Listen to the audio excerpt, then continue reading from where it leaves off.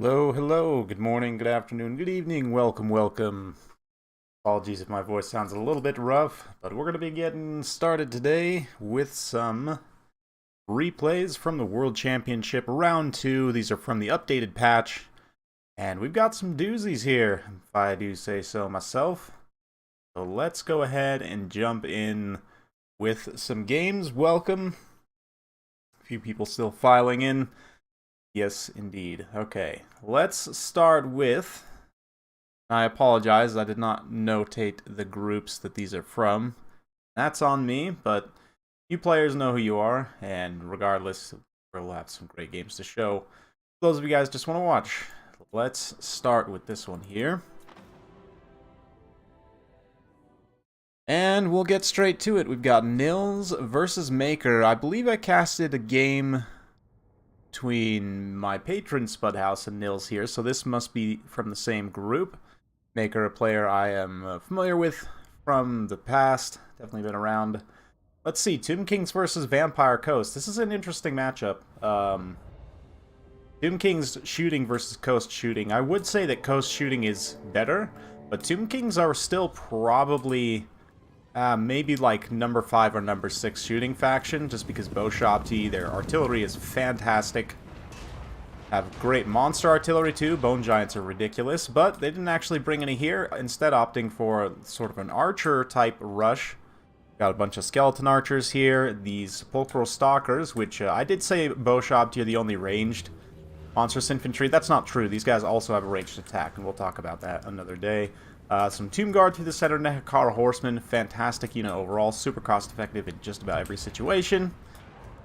Arkan's Spear Leeching Luther there. We've got a front line of some mobs here. Looks like 4 mobs, a couple bombers, even still. Handguns out on the flanks. Sirens, 3 more handguns through the center. So 5 handguns, which is definitely the way to go in this matchup from Vampire Coast side, and 3 carronades, so very heavily scaled into the range with extremely light front line. I mean, I guess there are these halberds out here as well, but one thing about zombie positioning, like, these halberds are way outside where they would need to be.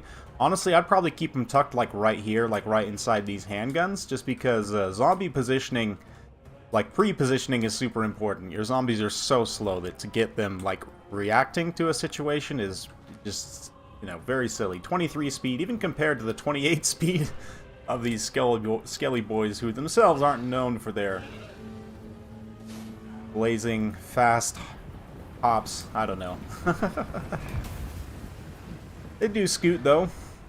Nice kind of poking back and forth. Arkan getting popped by Luther's pistol, but also Spirit leeching him in return. Looks like the Sepulchral Stalkers also come up. They've been taking the brunt of that cannon fire. That is a good target, because these Sepulchral Stalkers, if they open up on Luther... Now, did Luther bring his magic resistance? It does not look like he did. The Sepulchral Stalker's damage does count as magic, but you can see the Tomb King archers pull up here, start to fire on the bombers. The handguns are going to step up and start to return fire as well, but they're shooting these shielded skeleton warriors, which, I mean, skeleton warriors aren't great at a lot of things, but this is one thing they are pretty good at. It's catching missiles with their shields or with their faces. Good job, boys. Got plenty more skeletons where those came from too, summoning up some more here. Arkan wheeling away on the side, and this is one reason I see people often not take the magic resistance on Luther, try and save on cost, but I think for a lot of situations, it's just, because he's already so expensive, spending that much more, like cutting one zombie mob, you know, and spending that much more to make him more survivable, in my mind, is the right play. Just because you do face, you know, like in this matchup, for example, Arkan versus Harkon. How about that? Arkan's Spirit Leech, you know, Bone Giant ammo also does magic damage. Sepulchral Stalkers do magic damage. So there's a significant amount of threats to Luther that could potentially have magic damage. So I just think, even just for himself, to have that extra 33% magic resistance is quite good. I think it's 33%. Is it 33%? Maybe it's only 25. I forget.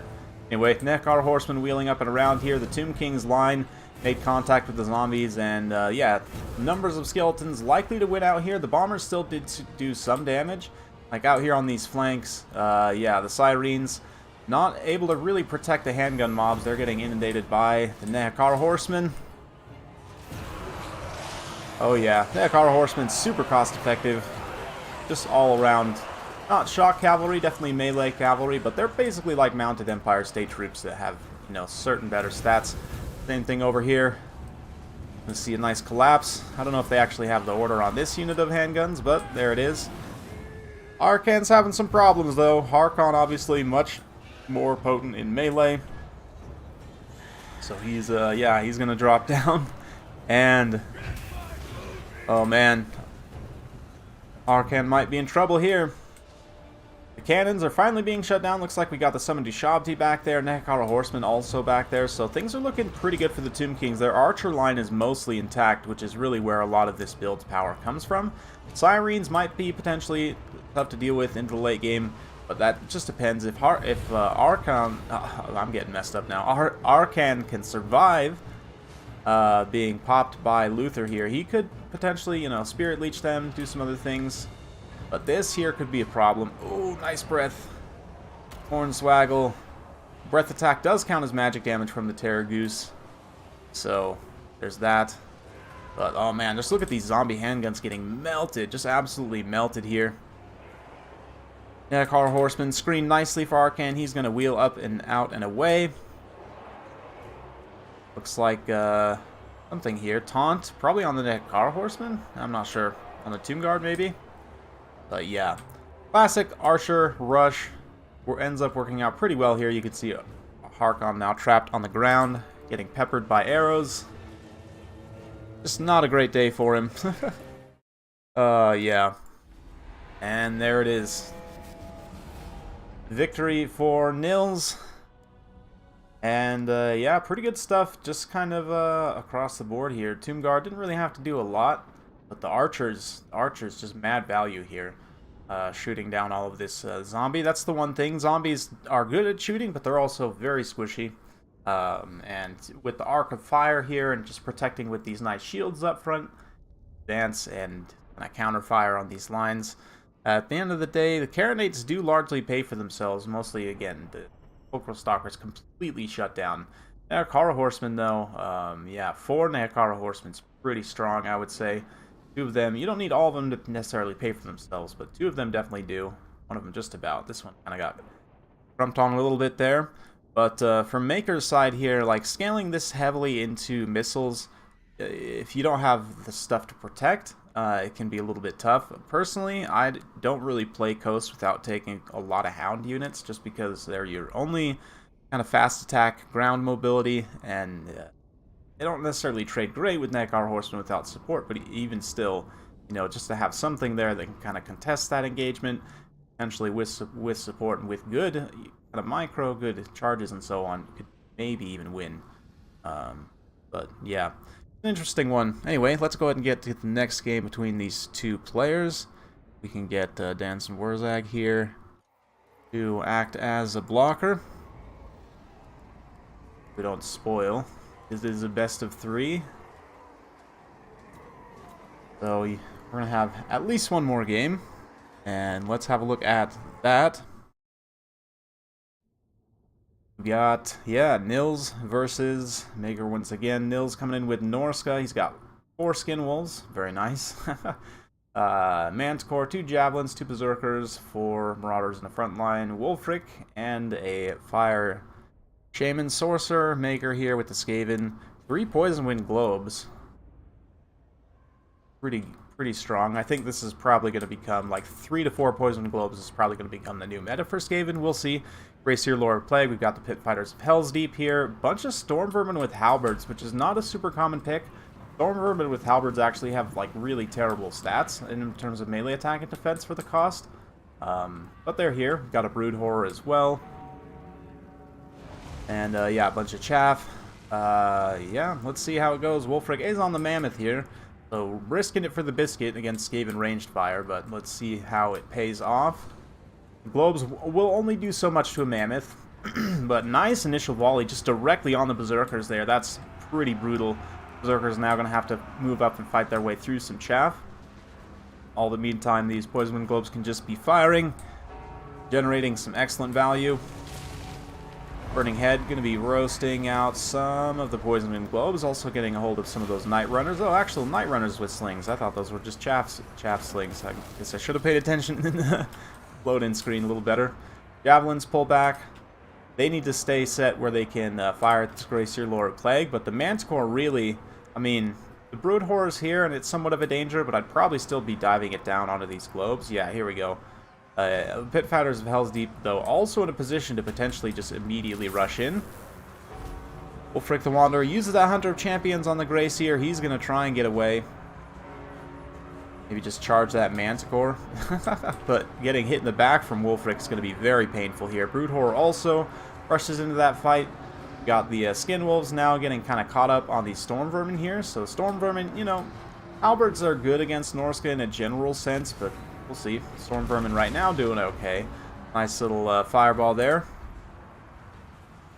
The center engagement, the Manticore unfortunately doesn't stay to support because it gets enraged. We've also got Clan Rat summons here. Wulfric, Scroll of Shielding used on him. Now has to fight the Brood Horror in order to, you know, get out of that situation, which he should be able to beat, but at the same time it's going to take him a while, and it's not the most efficient engagement for him.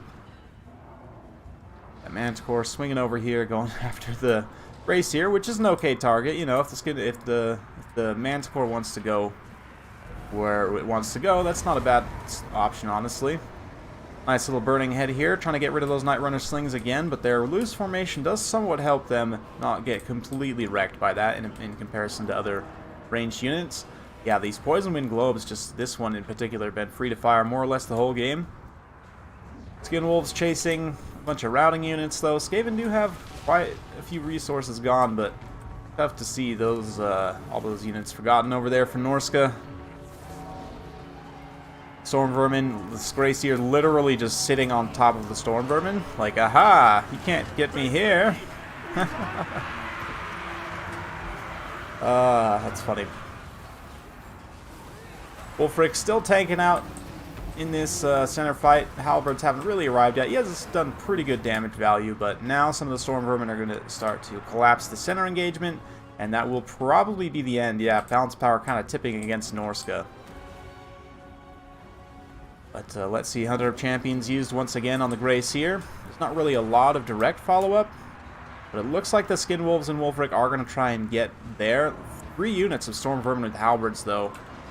4 even. That's interesting, you know. I hadn't thought to do that in this particular matchup, but in hindsight, it actually does kind of make sense. I mean, I think these guys would probably lose to Marauder Great Weapons, potentially. Maybe not. Maybe they would slightly beat them, but they might actually lose to Marauder Great Weapons. So I guess the answer then for Norsca would be, if you're worried about Storm Vermin, maybe just bring some, bring some Great Weapons. What do you say is the best lore magic versus Skaven? Fire, for sure, if you have access to it. Fire is great because even though Burning Head doesn't... oh, I guess Fire or Beasts. Beasts, because Manticore summons are really good against them. Fire, because Burning Head is really good against them. And Fireball, also, you can use to counter-snipe artillery pieces. Yeah. That's, like, out of the common lores of Magic, I would say those are the best against Skaven. I mean, Lore of Life is always good as well, of course, but... yeah, like, in terms of more widely available lores, Beasts or Fire, I would say. Yeah, looks like Wulfric's going to throw down a boat here. A little bit late on that. But I didn't see casts of it earlier on in the game, so... if you would have used that, too, on the Storm Vermin, it's not like they have... I mean, one of them is still pretty healthy, but... maybe I just missed it. Maybe he did use it. Skin Wolves are going to come in and just about finish off the Greyseer, but Norsca's leadership is just too broken at this point. And, yeah, Skaven take home the win, so we will get 3-game series. And, man, look at these globes. Just so cost-effective.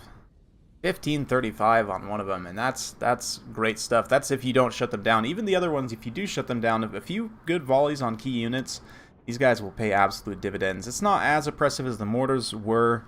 Mortars are still very good, as we've seen, like, in the ECL and some other... games recently. The Mortars are still potentially very strong, but yeah, these globes are super cost effective, I would say. And interesting to see the 3. I guess maybe the 4th one was from the summon. That makes sense. Shredded 13 spell there. I must have missed that. But yeah, the Stormlord Hobbits don't even actually pay for themselves. I'm not the biggest fan of them as a unit, but there's one use case for them. This is potentially it. Skin Wolves here just had a pretty hard time overall. I mean, I guess some of them get some pretty good value back. Javelins getting blown up by globes. Berserkers getting blown up by globes. The regular Marauders actually do okay. A lot of the heavy lifting is done by Firecaster and Wolfric. Manticore, even managed as well as it was, still able to pay for itself. Pretty impressive stuff.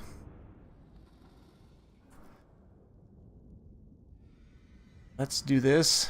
Put the blocker back up. Not really a spoiler, but I don't want to spoil the other series that I have here. We go into game 3 between these two. And it's going to be Lizardmen versus Wood Elves, which is a matchup you will see pretty frequently. I think it's a matchup that the Lizardmen have an advantage in, funny enough. Like, it didn't used to be the case. It used to be that I would probably give it to Wood Elves. But, yeah, believe it or not, the nerf to Waywatchers didn't seem like that big of an issue, but it was enough of an issue that it changed this matchup somewhat. Here we've got 4 Swift Shiver Shards, which don't have the longest range in comparison, but they will do a lot of DPS. 1 Solar Engine here, 2 Cold One Spear Riders for the Lizardmen, 4 Source with shields. What is this? 5 Chameleon Skinks, Krokgar, and a Skink Caster with Lore of Beasts. Oh man, this Glade Lord just immediately taking an Amber Spear to the face. Also has to watch out for the Solar Engines. We've got a bunch of Eternal Guards with shields, Glade Guards with Starfire Shafts, War Dancers. So it's not the most mobile build in the world, but man, look at this. Skink Focus Fire, excellent job here, just wrecking this one unit of Swift Shiver Shards. Nice little kind of concave of Chameleon Skinks there. The Swift Shivers, they're kind of suffering from the fact they have shorter range here. They did lose about 10 models on that, but oh man, look at this. This Glade Lord just getting blasted by everything. Solar Engine comes in, does a ton of damage to her. She's a pretty squishy character. Granted, she's not that expensive, so losing her, I mean, it's bad, but it's not going to be completely backbreaking. Definitely a good initial play for the Lizardmen, and this is why I say Lizardmen are maybe a top 5 shooting faction. I know a lot of people would disagree with me on that, but I mean, this is just nasty. Look at how many, I mean, it brought a basically equivalent number of shooting units, or even potentially even, you know, less shooting units on the Lizardmen side, but just the focus fire. Granted, the positioning here is really, really nice with the Chameleon Skinks sort of all on one flank here, and the Wood Elves have not yet really started focus firing. Now it looks like they are starting to focus a little bit on those Chameleons, and you can see the damage is pretty good once they do, but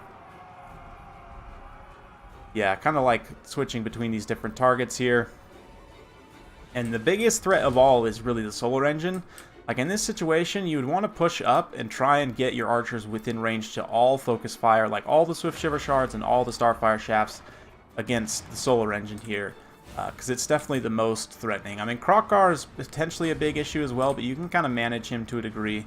But yeah, the Solar Engine and the Chameleon Skinks are definitely the dangers. The War Dancers are now kind of hanging out on this flank here. They're not... Yeah, they'll get shredded by all those skink missiles. So potentially a dangerous situation for a relatively expensive unit, but now finally it looks like the kind of melee attack is going to get underway here. The War Dancers will trade decently against Saurus. Definitely be able to do some pretty solid DPS, and yeah, chasing the Chameleon Skinks though, oof, that's going to be rough. You can see once the Swift Shiver Shards are able to start to focus a little bit, they can do some pretty serious damage in return. But, oh man, it's rough. Oh, War Dancer's just getting charged in the face by Cold One Spear Riders. Thor's moving into combat now. Krokgar just kind of maneuvering around. And, yeah. Another Amber Spear. It does look like the Lady was able to recover her leadership and get back, which is good. He's still in danger of... Oh, Hand of the Gods comes in and just deletes her. Oh, man. Nasty. That's nasty. Eventually, the Wood Elves do actually start to win the shooting fight, but I guess really just because of the positioning there early on in the battle, it looked like the Lizardmen were getting the better of that engagement. Now the cavalry's here, Cold One Spear Riders overrunning and disrupting this line significantly, allowing the Chameleon Skinks to kind of fire in the flank there. Nice Flock of Doom. We'll be draining out some of these elf units here in the center. And the Saurus are starting to do their work. That charge in the face of those War Dancers definitely hurt, and they're now getting surrounded by 2 units of Saurus and died by Krokar. Ooh, looks like we've got another Amber Spear. Let's check the angle on that. It doesn't actually pass through too many unit models. Kind of hits the center mass of the unit. Blows a few of them up, so decent enough damage. But the Solar Engine, oh man, this big old blob of Swift Shiver Shards here. Just juicy, waiting for some volleys from the Solar Engine there. Krokar is getting pretty low though. And if Krokar goes, I mean, Wood Elves still have potentially some good power left. My issue is I think once they use up the rest of their ammunition, balance of power is going to really go against them. And if Lizardmen could potentially get a break here, that could be really nice. Flock of Doom does actually break one Swift Shiver Shard there. Solar Engine needs to try and conserve its ammo, and the engagement's kind of going up and over the hill now to where he can't see. Oof, yeah, brutal friendly fire there on the Saurus. Unit of Saurus kind of getting held up here. Chameleon's finishing off this unit of Eternal Guard, then need to wheel up and kind of potentially try and get like a surround here. Nice concave. Allow the Saurus to keep pushing forward, which they will. Gonna start to catch up with some of these Deepwood Scouts. Yes, Forest apparently is still running. Still kiting. Krokar coming back to go take on these Eternal Guards. Might actually beat him, honestly. He's only got 300 HP. Would take, what, like 10 hits? I guess. Yeah, about 10 hits, give or take. Maybe they'll just get terrified. Anyway, back to the actual battle. What's left? The Saurus and the Chameleons just kind of pushing forward and inexorably grinding down whatever is left. The Swift Shiver Shards.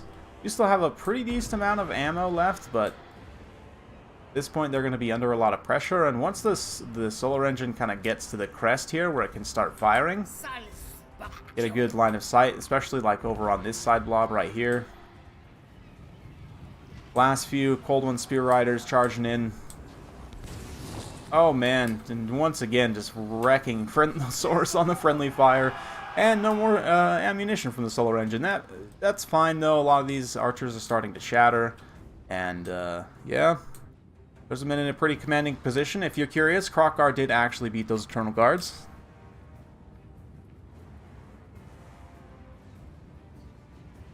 Hand of the Gods is amazing. People kind of forgot for a while how good Hand of the Gods is, but it's legitimately in some matchups it's a reason to take Krokar. Like if you can delete certain characters. Does a lot of damage to Orion and Ariel too, I think. Yeah, Krokar is awesome. You know what would be awesome to pair with Krokar would be a Skink Lore of Fire, and I don't know if Skinks ever use Lore of Fire, you know, in the lore. I don't think they did, but it would be pretty cool to have this like a salamander army with like a red crest and then like a Skink Lore of Fire with like a red crest maybe. I don't know, just saying, it could be fun. I don't know if that's loreful, but it would be fun, and that's mainly why I would about doing it. Anyway, back to the replay at hand here. Saurus doing decently, overall paying for themselves largely. Chameleon Skinks also. Yeah, Solar Engine 1500 damage value, just absolutely awesome. One is tasteful. 2 is probably, I don't know, 2 is what I would go with most of the time against the Wood Elves, because they're just so good in this matchup. Almost literally a hard counter for the entire faction. The Swift Shiver Shards, though, I mean, they can dish out a serious amount of damage, and you can see the few it did paid for themselves pretty quickly. Starfire Shafts, very cost-effective here. They pay dividends against the dinos, and they're able to do a lot of damage to various targets, but at the end of the day, it's just not quite enough. The infantry get 100% crumped here. I would honestly probably just option out these War Dancers for a couple light cavalry units to try and chase. Like, what is that, 1600 for 2 War Dancers? You could take 3 Glade Riders with spears.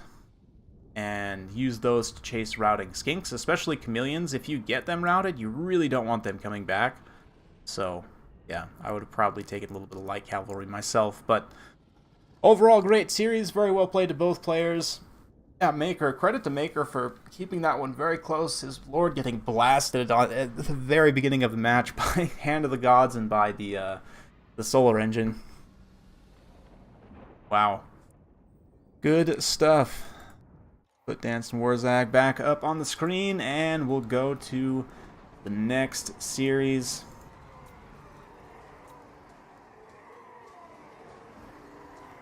Let's go to Kamal. We saw in a few games from my patron Noldor's group. He definitely acquitted himself well, so we got a series between him and the Mihawk, who I've not seen play yet. Skarsnik versus Morgr. Yes, indeed. Laugh and Skarsnik from the Tariff memes now has to face Morgr in actual battle, so somebody send this one to Tariff. Show him what's what. Let's see what happens. Generally, I would give the advantage to Greenskins in this matchup, but Beastmen can definitely do some things. Beastmen they're wily coyotes, so to speak. But Wolf Rider Archers, Spider Rider Archers in the initial Vanguard here against some Centaurs with throwing axes, regular Centaurs. We've got Orc Boys, Goblin Fanatics, interesting. River Troll Hag, Skarsnik. Yeah, the Boys and the Fanatics is an interesting combination here. Single unit of Biggins right there. And at the back, we've got this Troll Blob, 2 Stone Trolls, and the Swamp Things for some cheap, cost-effective terror. Beastmen don't have any fire damage, so the Trolls are a pretty safe pick in this matchup. By and large, Gore Herds, we've got Gore Herds with shields here. Obviously Morgr the Shadowgate, Blackhorns Ravagers, Bray Shaman Lord of Wild, a bunch of Ungor Raiders, and then just a mass of Centaurs, which I actually really like this against the Greenskins.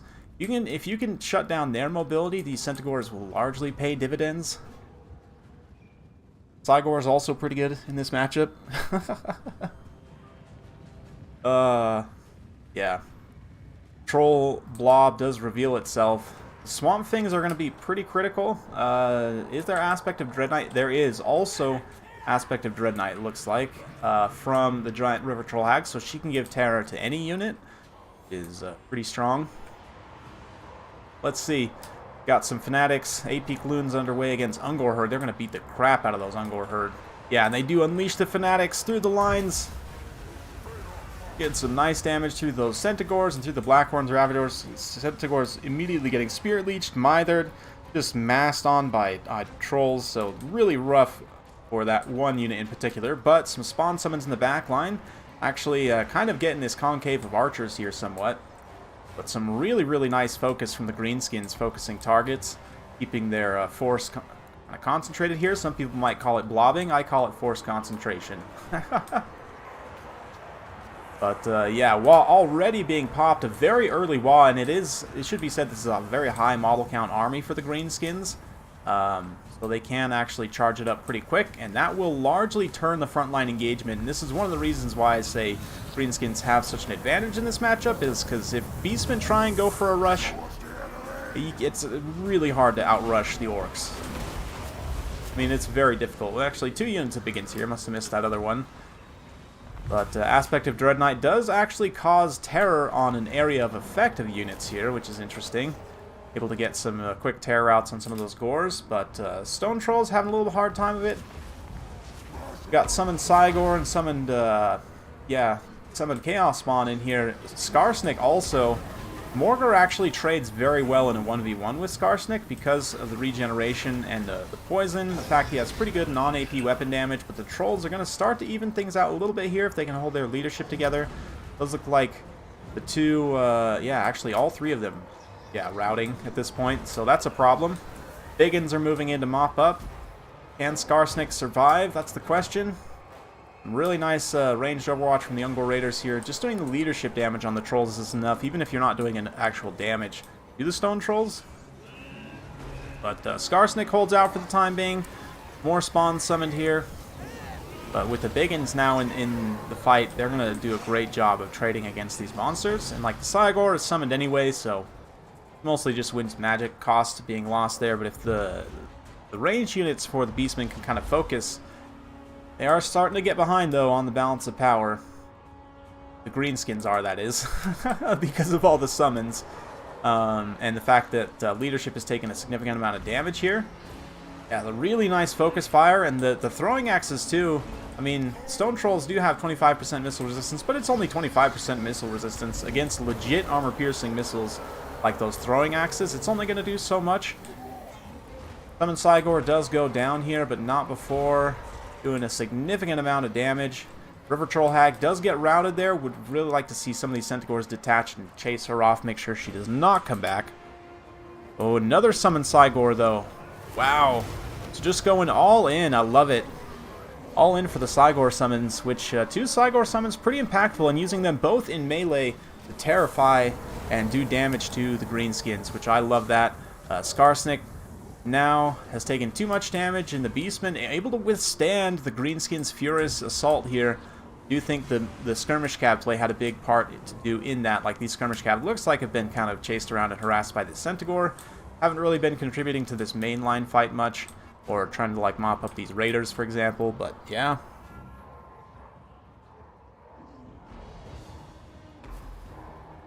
Beastman taking the cake here.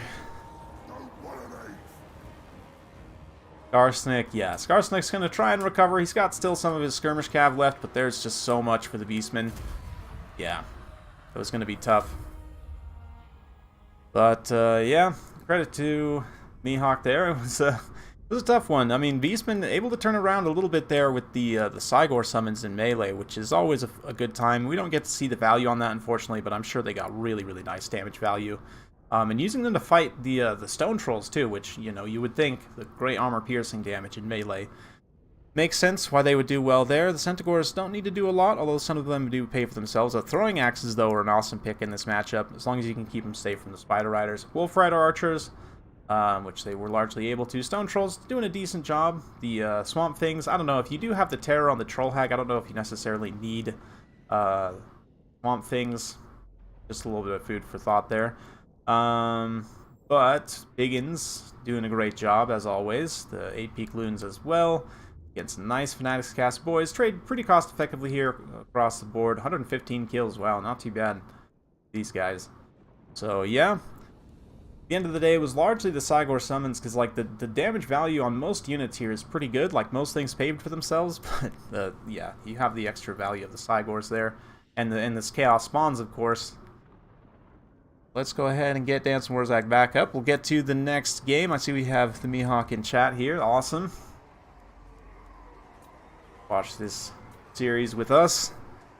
Now we've got Lizardmen versus High Elves.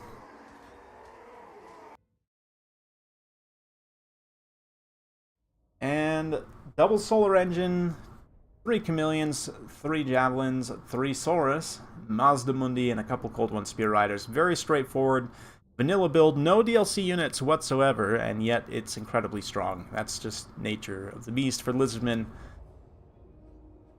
Their DLC lords especially are not great. DLC units, they have quite a few good ones, but they're like really meta builds, honestly, are mostly all vanilla.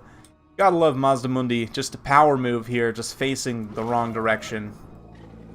It's like, yeah, they don't even deserve my sight. As he slowly trundles around. That is a power play right there, just to send a message, you know. Not that the Wood Elves even have visibility on him. They've got Eagle Claw Bolt Thrower here in a Dread Triangle formation. Some Lothern Sea Guard here. Another Bolt Thrower to one Sister of Avalorn. Techless on horseback, so nice wide build here. A couple White Lions, Rangers, Spearmen. Silverin Guard. No Silverin Guard. Maybe. Yeah, okay, we do have some Silverin Guard. Silver Helms with shields, they're going to move out and start to get peppered by skinks. The shields definitely help in this situation, as does the armor. They're going to see if they can make contact, but that poison is pretty significant. They're also kind of heading uphill, and a trap's been laid for them. Cold One Riders now revealing themselves. The skinks may end up taking a charge here, but nice little forest play. Silver Helms immediately have to pull away from that, and they do. Still, though, take a hit from the solar engine, and at this point, it's basically cost them the unit. Just that entire kind of situation there. So, Bolt throwers obviously are going to focus on the solar engines, as they should. Sisters of Avalorn also pull up within range and start to pepper this guy, so he's going to have a bad time.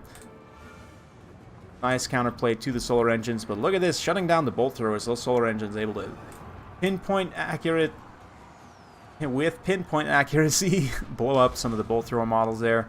Banishment forcing the Sisters of Avalorn to move so they can't keep shooting. Hopefully get within javelin range here. But it looks like a lot of the javelins have already been spent on the white lions there. Pretty good value. Million skinks over on this side, helping to screen for the Cold One Riders here. Mazdamundi needs to get into combat, though. The nice thing is that if the bolt throwers are focusing on the solar engines, and the sisters as well, then they're not focusing on Mazdamundi. And it looks like we're going to have no regrowth, potentially there on Sisters of Avalorn, but instead using Feebling Foe on Mazdamundi. Put his stats down. He could counter with Harmonic Convergence directly, but it looks like it didn't actually bring Harmonic Convergence. But the solar engine that routed came back. Still got plenty of health left. Still lots of ammunition, so I'd like to see him get involved. But yeah, Chameleons, great job just overwatching on this flank.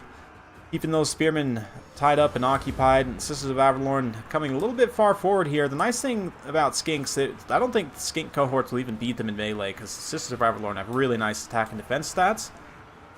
Or a skirmish unit especially, but the speed will allow the Skinks to at least keep up, so as long as they stay on top of it, the Sisters of Avalorn shouldn't be able to fire much. Of course, as soon as I say that, they still get a volley despite being engaged in melee, but that's just nature of the beast sometimes.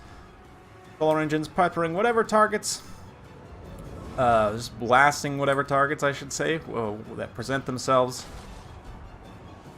These spearmen and Silver and Guard over here on the side. Silver and Guard, the magic resistance will help them a bit in that situation, but it's not going to be super impactful. Oh, yeah. Yeah, Lizardmen in a pretty good position, but it is still pretty close. Lots of Lothard Sea Guard still, with plenty of ammunition here and here. Solar engines, probably, yeah, start focusing them. Silverhelm's still pulling back. Sisters of Avalorn still online with 52 unit models, so most of their unit models still online, but Teclis, oh boy, Teclis getting bold coming back here. Getting caught up in some skinks. What are you doing, Teclis? What's he doing? Trying to get through to something, but this is a dangerous position for Teclis to be in. Both the solar engines just turned and blasted him in the face. He'd go down in a big, big hurry. But they're still focusing Lothern Sea Guard. The Skinks, again, use their speed to catch up with those units, shut them down, not allow them to fire. But, ooh, nice. Ruination of Cities. Regardless, does some solid damage to the Silver and Guard. Not really too many other targets, but the unbraced Spearmen here. Oh, did they brace at the last second, though? Did they actually get their bracing bonus? Who knows? Looks like maybe. I mean, the charge bonus 32 Cold One Riders, pretty good. Chameleon Skinks also just continuing to work those flanks, really unopposed. But Mazdamundi still so healthy at this point. That's why the balance of power is starting to be affected, because these ranged units have been shut down largely. Mazdamundi, there's still, yeah, 4,000 HP on him, and climbing, with plenty of Apotheosis charges left, I'm sure. Oh, excuse me. Oh, sleepy, guys. My apologies, but yeah, things are looking pretty good for the Lizardmen at this point. We've got some games to get through, so we'll fast forward through this late game as they kind of clean up these tattered High Elf forces. Eventually, we will hit army losses. So, great job. Love the build, Mihawk. Yeah, I mean, it's everything that you would need. Chameleon, Skinks, Solar Engines, big, thick Mazdamundi, which we don't see so much of anymore, but still very strong. Saurus, Skinks with Javelins, a couple Cold One Riders, one of the most cost-effective cavalry in the game. They don't even pay for themselves necessarily here, but hey, they're here to fulfill their role. Teclis also kind of filling his role. The Spearmen, they're alright. I don't love Rangers in this matchup. I probably wouldn't take them. I'd just take more White Lines instead. White Lines didn't fare a whole lot better, though. Silver and Guard, same thing. The Lothern Sea Guard did a nice job, and Sisters of Avalorn. And people kind of forgot about Sisters of Avalorn for a while, but I've been seeing more and more of them recently, and even 3 or 4 Sisters of Avalorn, which is absolutely crazy devastating. Like, that's so much missile power. People should be taking that more often, because they're incredibly strong, especially with Teclis. Eagle Claw bolt throwers, one of them racking up a pretty good value shooting the solar engines. Yeah. We've got a series, folks, so yes, indeed, it's another 3-game series. Let's go to said Game 3. We've got Dwarfs versus Dark Elves. A little bit of Dark Elf action today. Don't always see them in tournaments these days unless it's specific players, but got 3 Executioners, including the ROR. Cold One Chariot, love that pick. A couple of Harpies to shut down missile units, Witch Elves, Archon, and some Corsairs. It is a pretty thin build. Yeah, 2 Cold One Chariots, that is. And against this thick Dawi army here, we'll see how it does. 3 Thunderers, a couple of Rangers out on the flanks here, a couple of Bugman's Rangers. Love this pick. I absolutely love this pick. Bugman's Rangers are awesome, and they don't get used enough, in my opinion. They're arguably the best, like, counter-skirmish unit in the game, because of healing and missile block chance, and stock, and immune to psychology, and vanguard and magic resistance and charge defense against large. Anyway, I could go on. We've got Dwarf Warriors in the front line, Ekron's Miners, more Miners with charges, Grom Windle, of course.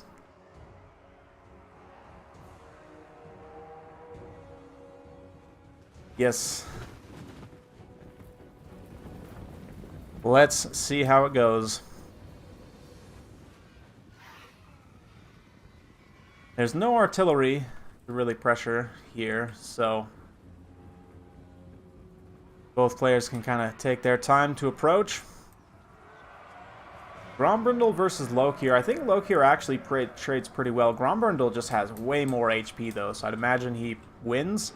But blasting charges moving in to try and get their charges off on the Executioners, but they are actually going to get caught up by Corsairs first. That being said, the Executioners still getting executed by just mass missiles. That's pretty rough. The Harpies really need to be in tying units down, like these units in the backline. But just a frontal rush here at this point. We'll see how it does. One Executioner here definitely feeling the pain. And a little over-blobbing on these units here in the front, perhaps. But the Harpies are through. Oh, man, but look at Lokir. Yeah, this is what I was afraid of. Lokir just doesn't have enough HP to stand in this fight. Like, he has pretty good attack and defense stats, but Gromby is a force of nature. Like, yeah, we'll see. I mean, it's a bit of RNG. Deadly Onslaught. Dreaded Duelist now popped, so now that he's got the big stat spike, he's a lot less likely to take hits at 93. Still, though, 70 melee attack for Grombrindle. Yeah, close to minimum hit chance. But not quite. Anyway, on this flank here, yeah, this one Executioner is getting completely destroyed. And this is the nice thing about Bugman's Rangers, that charge defense now coming into play as the Cold One Chariots charging and really don't do much damage at all. In fact, even kind of get caught up a little bit there. That allows the other Thunderers turn and fire, but the disruption eventually got home. These ranged units over on this far side, formation kind of getting broken apart. Blades the Blood Queen, their murderous mastery, they're going to be on a big power spike for quite some time. Same with these Cold One Chariots with their just murderous prowess, not quite so long, but still. Picking out this center engagement here, Grombrindle starts to get surrounded by Black Ark Corsairs, and that's not necessarily a situation that he loves to be in. So Dark Elves putting up quite the fight here. Let's see, the Bugman's Rangers. Yeah, they're holding resolute out on this flank. They've got Slayers protecting. This unit of Cold One Chariots having a pretty bad time, and a second unit of Executioners also going down here. So that's a lot of value lost, and that combined with the fact that, yeah, Mr. Krakenface Lokir took so much damage. Flash Bomb's now been used, and he's down on melee defense. Grombry only needs to get a couple of hits here to finish him off, and it does look like, oh, the brutal volley from the Thunderers from the side there, just straight up gadding him down. Just full on 100% volley to the face.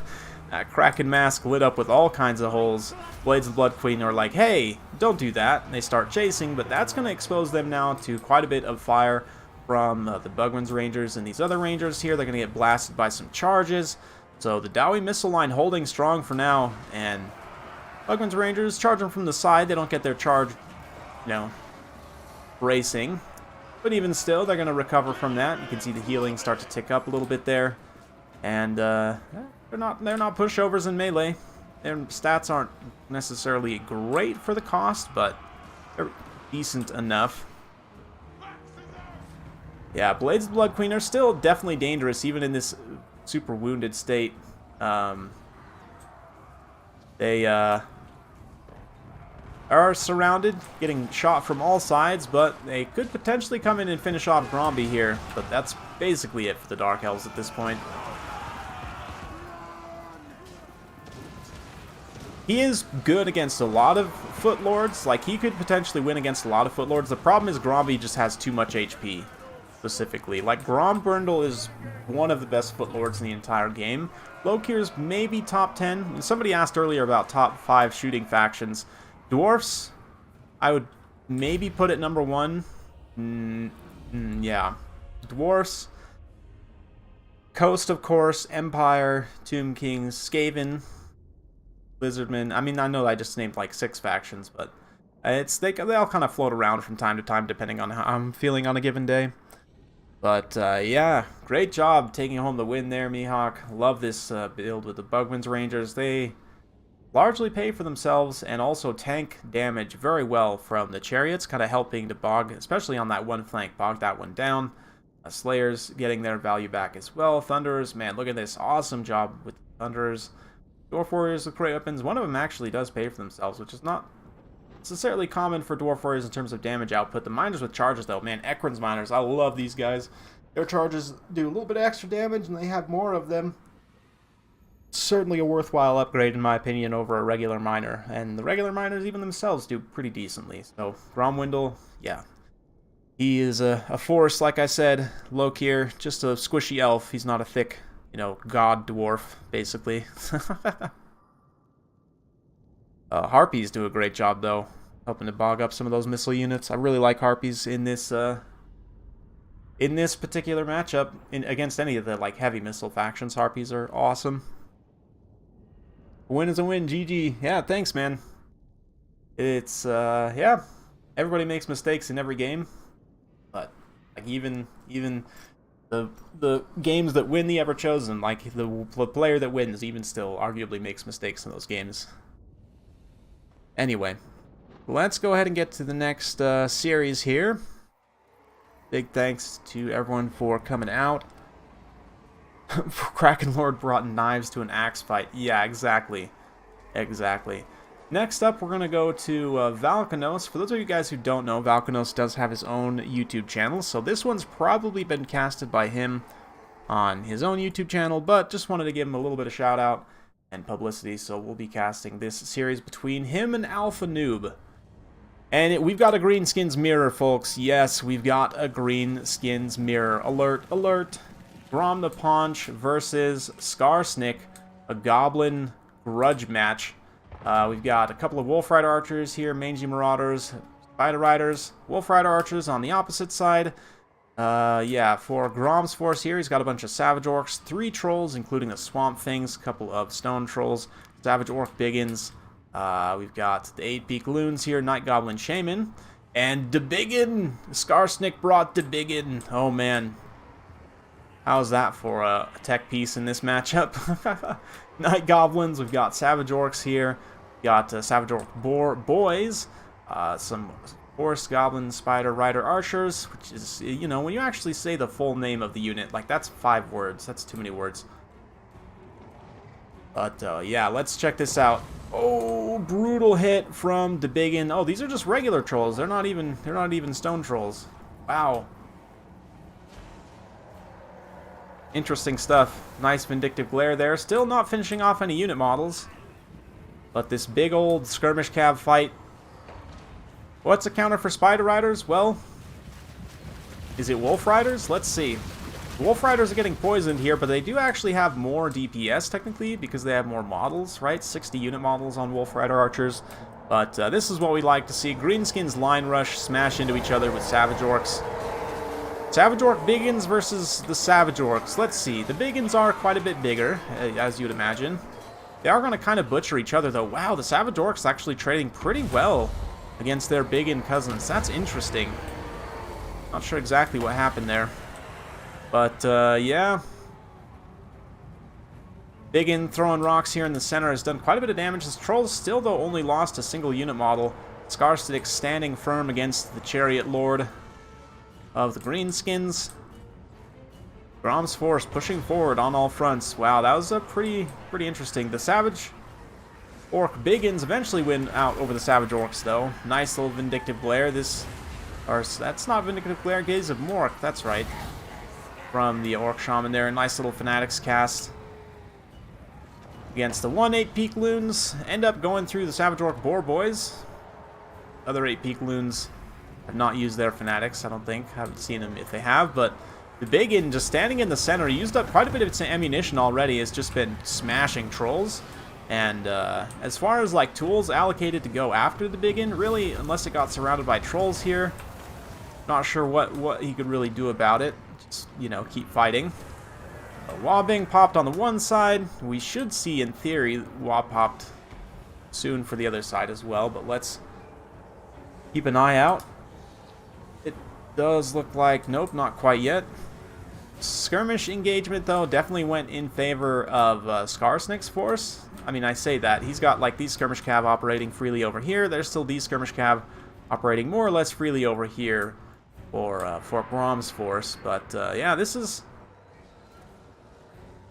Or, sorry, this is Skarsnik's, that's right. This is Grom's. Getting confused here. Greenskins mirror, a lot of fun. But Grom comes through. He's going to do a lot of damage to this Orc Shaman, believe it or not. Like, you wouldn't think, like, oh... Horse Lord beats a Chariot Lord, right? Nope. In fact, that is not the case. Grom will definitely win that engagement because of his greater HP pool, and he actually has pretty good animations for a Chariot Lord. But, oof. Could you imagine you're a troll and you're just like, what is that? Like, what is that even? Giant rock thing. Anyway, idols are fun. The, Spider Riders eventually here, getting cornered by the Wolf Riders. And the Wah being popped now for Grom's force. Skarsnik just sticking by the Biggin. That's the best course of action at this point. He actually used the fungi on the Swamp Things there just to really put a hurting on him. And yeah, they're down 5 unit models.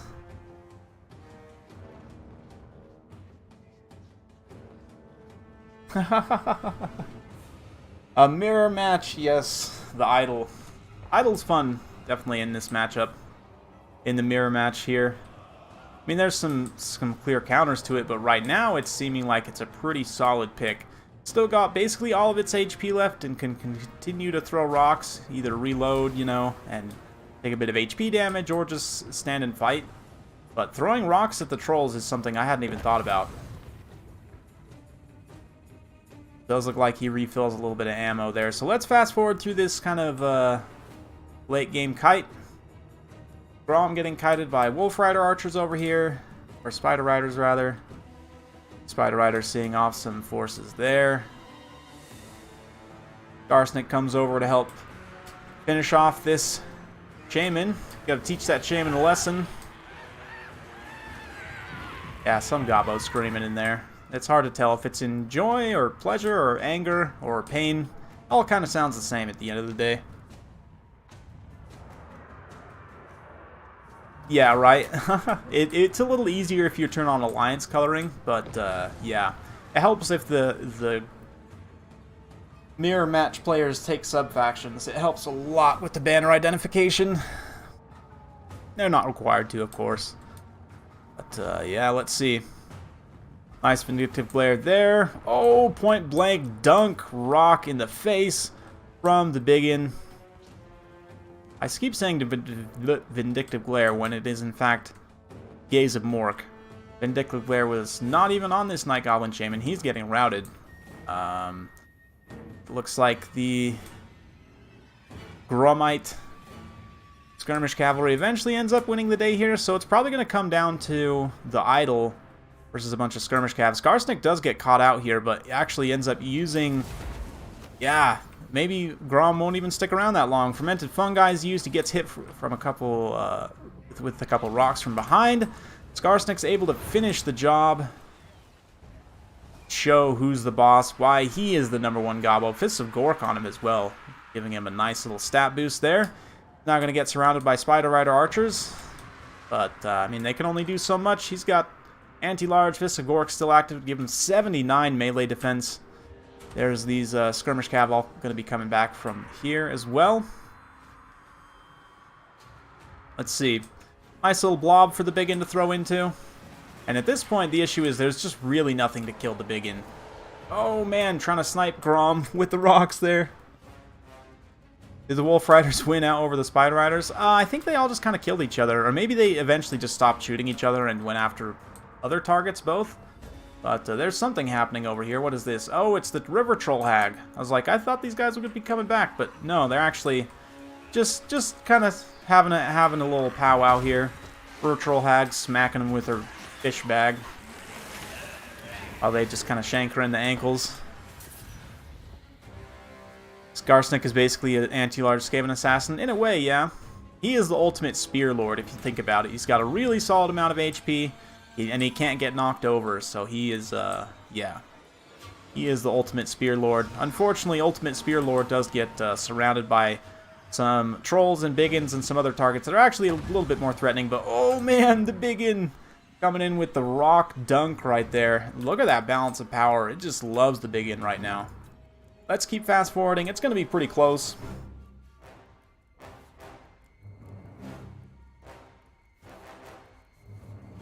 Oof. The thing is, even if he keeps missing, I mean, sacrificing HP for ammo is potentially dangerous right now, but it looks like the River Troll Hag actually eventually does not quite win, but able to get some forces rallying to her. So we'll keep it on fast forward. As the biggin's like, hey guys, don't leave me out of this. Like, you need to fight me at some point too, right? Grom actually survives. Skarsnik does not. But let's see. The biggin versus the world. Wow, what a game, man. This is probably one of the funner games I've seen in a while from Greenskins. And it happened to be against Greenskins, so that's great. The big old multi-charge here. Nice rear charge from Grom. He's actually going to do some pretty significant damage here. And now we'll see. Was the health spent on gaining more ammunition throughout the course of the battle too much for the biggin?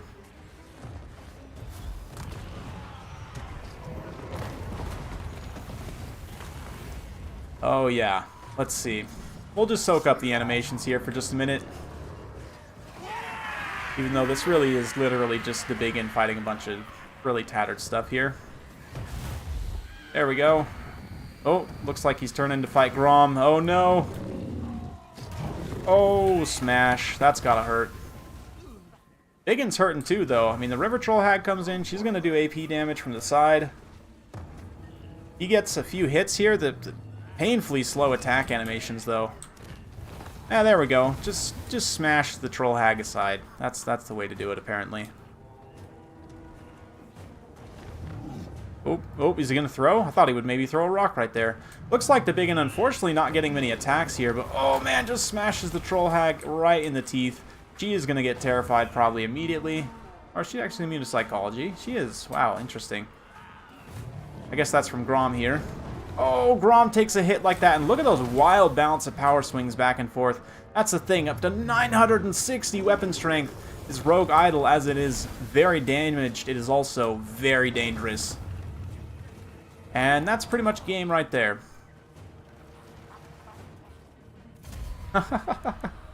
Oh, some weird RNG at the end of the day, but the biggin does win out in the end. Wow. Just wow. Great game. Round of applause from me for Valkanos and Alpha Noob for an excellent game. Probably one of the best biggin games I've ever seen. Wow, yeah, 4,000 damage value almost. Holy cow. Wow, I might actually recast this as like a mirror match analysis, but that's just crazy. Great value there. The Spider Rider, look at the Spider Rider Archer too. You're wondering who won? I actually think Alpha Noob, in terms of damage value, I mean, all of them pay for themselves, right? But I have to give the credit to Alpha Noob for excellent use of those Spider Riders. That is insane damage value. Skarsnik also doing some heavy lifting there. Savage Orcs still need to do a lot. They just do a little bit. Savage Orc Boar Biggins, they're not Boar Biggins, they're just Boar Boys. They do some stuff. the flip side, Grom also doing a heavy load carrying as he is a heavy gobbo. Biggins, a couple of them. The one here in particular does some really nice damage. I'm assuming they're the ones that got into the Savage Boars. But anyway, trolls not quite paying themselves back. The regular trolls, not... They're good. They're not amazing. I do think the stone trolls are just better. Big and carry. Yeah, right? It's an expensive unit, but wow, 4,000 damage value is legit. Legit. Uh-oh. I see some quacks in the chat. I know what's coming. Ah, yes. So let's go to next game between these two. Falconos taking Vampire counts against Alpha Noob's Empire, and yes, this is an interesting build, I have to say, from Alpha Noob. Oh, excuse me. Well, it does have double nets, which is allowed if it's a Lord in a unit, right? So, yeah, the rest of the build, Demigryph Knights with Halberds, couple Pistoliers, couple of Huntsmen. Huntsmen could be tough to protect. There's only 2 Halberds for anti-large infantry, which could be a problem here. And then, yeah, Marcus, the Temple meme. Vladdy Daddy and a double White King on the other side with a couple of Blood Knights. This is a very strong combination. Some Crypt Ghouls, Crypt Horrors, bunch of Zombos, Skelly Boys. No corpse carts. Very sad. Oh, yes, the flock has arrived. Welcome, welcome, welcome. I saw you were streaming your World Championship games earlier, Duck. Yes, yes. As we see this nasty Scavscrath go down and just do a number on these Huntsmen. A lot of HP damage. Didn't actually kill too many models, about 10 models. 13 models there, but... Oh, you still see Wurzag. My bad. Yeah, my bad. Totally forgot about the Wurzag blocker, but let's see. Nice front charge. Just hit a hit and run from these Blood Knights. Try and pull those Demigryph Knights out of position. The one unit does take some pretty significant counter damage. They need that infantry support to land home as soon as possible. But that's fine. You know, they'll take some damage. They can definitely recover that up. No problemo. White Kings get in on the side here. Actually gets surrounded by the Halberds immediately, which is not great, but the Bats are doing a good job bogging down the Templehof Luminarch. As long as the Templehof Luminarch isn't allowed to fire freely throughout the course of the game, it'll be fine. It can kind of still delete Vlad if he doesn't have the Karstein ring up at that specific moment, but right now the Empire player a little bit kind of, yeah, in a dangerous situation. Doesn't have that many tools for protecting. The Crypt Horrors, though, just taking a light to the face there from Templehof. Can we have full screen Wurzag? There we go. Yeah. Yep. At some point, I'm sure. Crypt Ghouls getting lit up by Pistoliers, so that's something I like to see. They'll take some pretty significant damage there. The Huntsman also trying to find a target. Right now, the Templehof, is it shooting at the Blood Knights? That is a decent enough target. Oh man, this White King takes a ton of damage from the Royal Altdorf fights, and it's now going to pull away, but let's see. I think it's trying to hit Vlad, but the Crypt Horror is actually blocking valiantly for their Liege Lord there. And look at that Invocation of the Heck. The White King basically back at full combat potential, more or less. Flagellance moving into screen. Temple Meme still doing its thing. Well, Altdorf Graphites do catch this White King. And I promise I won't sing. Anyway, that's my whole thing. Yes. And at this point, though, the Pistolier is being screened by zombies. That's going to be great for the vampire counts. The problem with this Empire army is just a little thin. It's starting to get worn down somewhat, and once it does get worn down enough, these ranged units are going to be basically impossible to protect. That being said, they have done some pretty good damage in the meantime. And shutting down these White Kings, getting rid of that OP Scavscrath. Oh, man, yeah, look at that Scavscrath. Just deleting an entire unit of Halberds. They honestly ought to nerf that effect.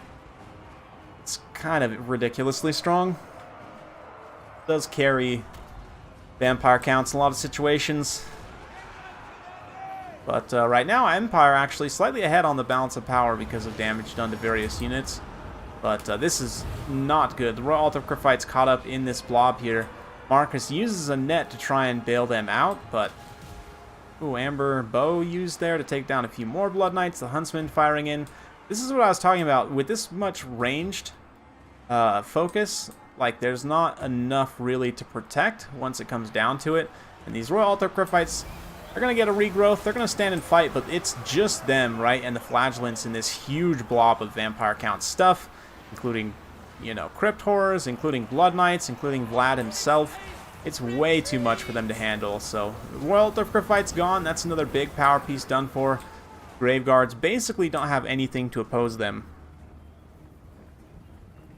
Hey, thanks. Thanks, Rubber Duck of War. Much appreciated. Have a good evening. Enjoy your dinner. And we shall be here. Yes. Yeah.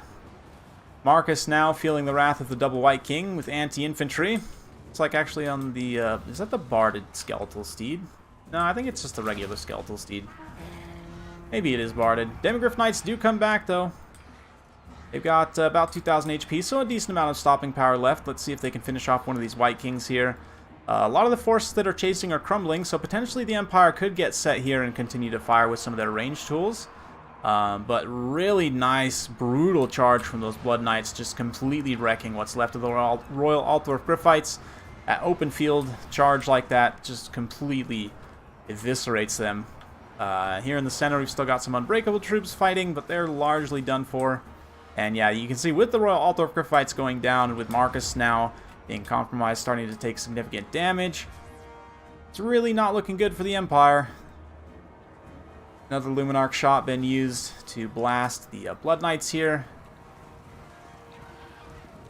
Vlad the Dad, indeed, is bad.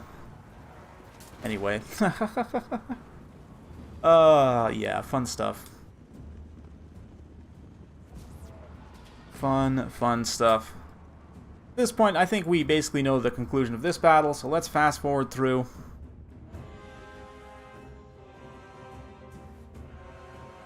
And Valkanos will take the win with Filthy Vampire Counts. And yes, an interesting build from Alpha Noob. I have to admire the courage of taking the Temple Alpha Luminarch in a tournament game. It's not something I would probably do because it's not really reliable enough, but hey, it is an option for you there if you choose to take it. Yeah, Royal Altar Cryphites ended up doing a reasonably decent job. Don't quite pay for themselves even still, though. Huntsman, though, awesome job. Could have been protected a little longer, could have done even more.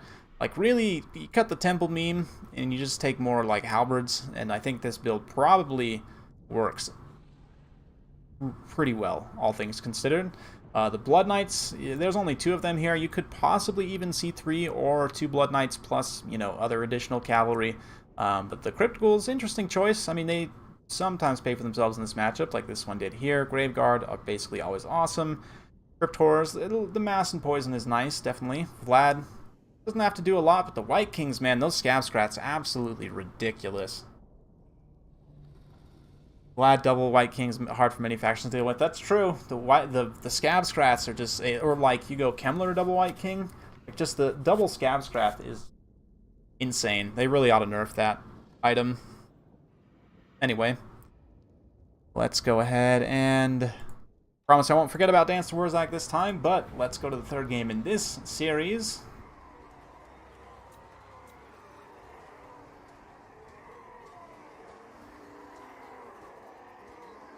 And here we are. Valkanos Norsca against Tomb Kings, which, if you know anything about this matchup, can be really, really bad for the Tomb King. But let's see why they play the games. We've got Shaman, Sorcerer, Lord of Metal, Famir of Fire, so I like the mixed caster. Horse, Wolfric. We've got some Skin Wolves, some Javelins, a couple of Berserkers, a bunch of Marauders up front. Already getting dunked on by Dread Casket Kotep. Ooh, that's risky. Dread Casket Kotep plus double Bone Giant. So again, very heavy into the missile scaling without too much, excuse me, to protect. In terms of numbers, he does have some decent quality with the Tomb Guard with Halberds out here, Tomb Guard up front, and Kepler Guard. So all Tomb Guard for melee infantry. Interesting. They are pretty thin, and I still think they'll just get wrecked by Berserkers. We got the one Scorpion here in the center. Let's see how it goes. Just 1 second, guys.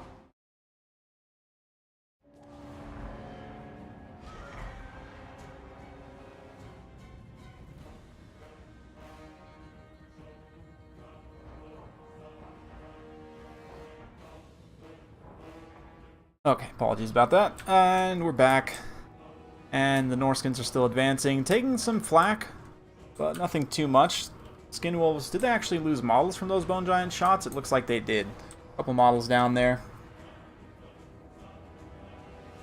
Feel like you know how this one ends. Yeah, I mean, it's an interesting one. They'll definitely do some damage on the approach, but probably not enough before they get compromised here. I like the forward play with the Doom Scorpion. Potentially a little bit risky, though, as a nice Plague of Rust plus Javelins will be a sad day for the Scorpion. Bad day for the Scorpion. With the 3 archers here especially, like if you were just to cut these 3 archers and go with more protection units, I actually think that the Casket Double Bone Giant is not the worst idea in the world, but with these archers here to also protect, like, they really are not doing a lot for you. As soon as this Manticore drops home, that's going to be sad. A brutal boat in the front line too. Get some nice damage on those Tomb Guard. Doesn't quite overrun into the Marauders there, but so far standing up reasonably well against the assault. These Marauders going to take a sandstorm to the face before they get in contact with the Tomb Guard. That's actually will help even the fight between them and the Berserkers a little bit. The Skin Wolves have also taken a lot of damage, but nasty burning head here on the Kepler Guard. Doesn't quite catch these other Tomb Guard too bad, but it's there. Interestingly enough, the Berserkers actually, wow, the Kepler Guard must have traded very well in that specific head-to-head. The 2 Manticores in the back line are making Kotep today very, very bad. And if Kotep goes down here, the Tomb Kings will have major leadership issues. Like, Norsca's routing, but their forces are going to come back, and they'll get kind of a second spike in that way. And yeah, Plague of Rust, not overcast, just regular Plague of Rust being used on the Scorpion, taking out a 60 armor. Horse Wolfric sees a lane. He's going to get up and around and try and get home on Lance, or Casket Kotep here. Not Lance Kotep. Could you imagine Kotep with the Lance? I couldn't.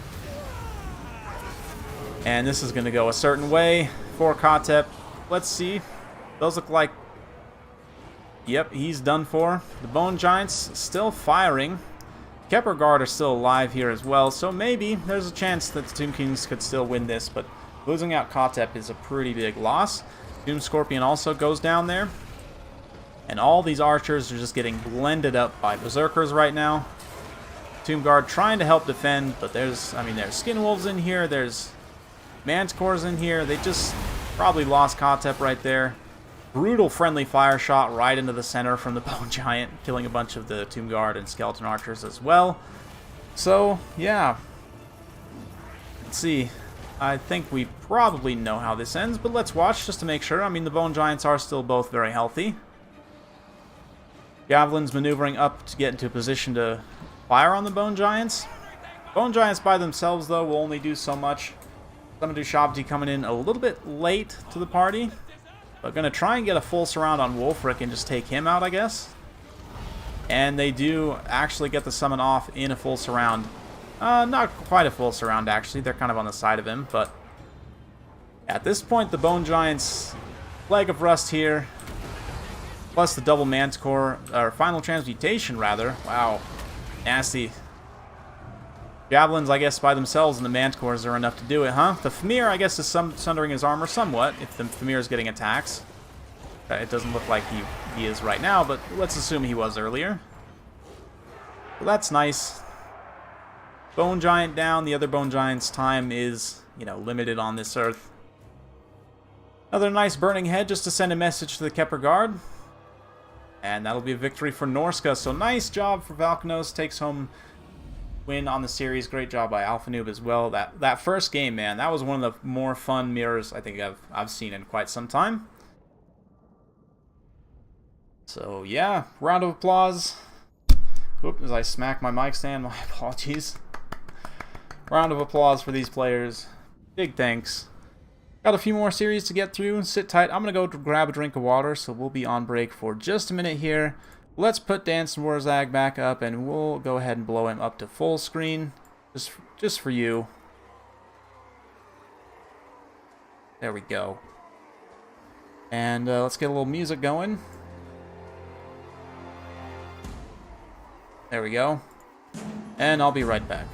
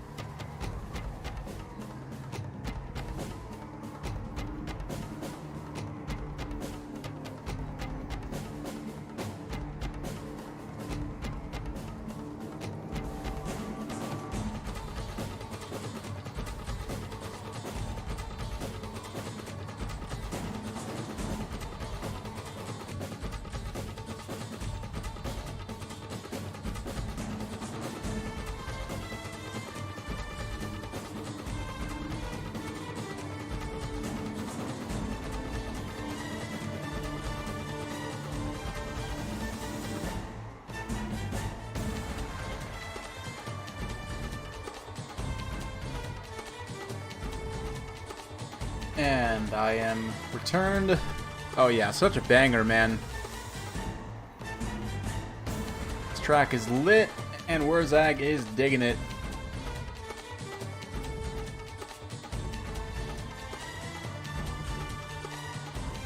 Need some meme music. Well, define what you mean by meme music, though. That's my question. Anyway.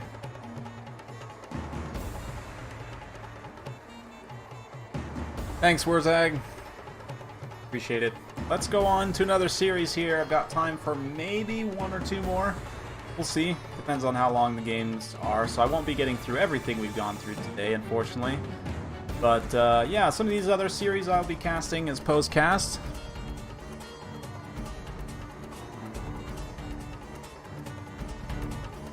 So let's take a look here. Let's go for...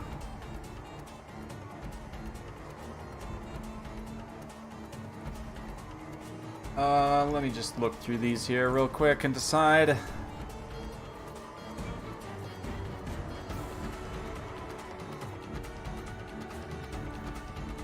See some factions we haven't seen yet today.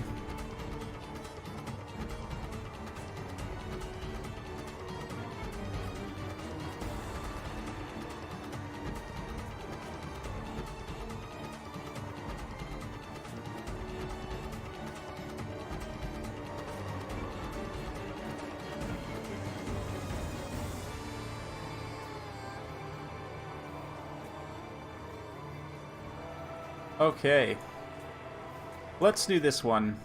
This is quite a fun named matchup, as it turns out. We've got Human Boy versus Forest Fairy, so it is indeed Link versus Navi. Yes, Human Boy, yes, versus Forest Fairy, which is just amazing. Once again, Temple Meme Luminarch. Risky pick for sure, against triple Jezzails especially. We've got 2 Plague Claw Catapults as well, Rat Ogres, some Triads, a couple of Skaven Slave Spears, and Storm Vermin with Sword and Shield up front, taking some volleys from mortars already. Is that a mortar wagon? It's a mortar wagon. Okay. Alright, sure. Yep. That's where we're at today. We've got Meme Thazar Gelt up in the air, Light Wizard, or some Nets and Shem's Burning Gaze, some Empire Knights here, Flagellants.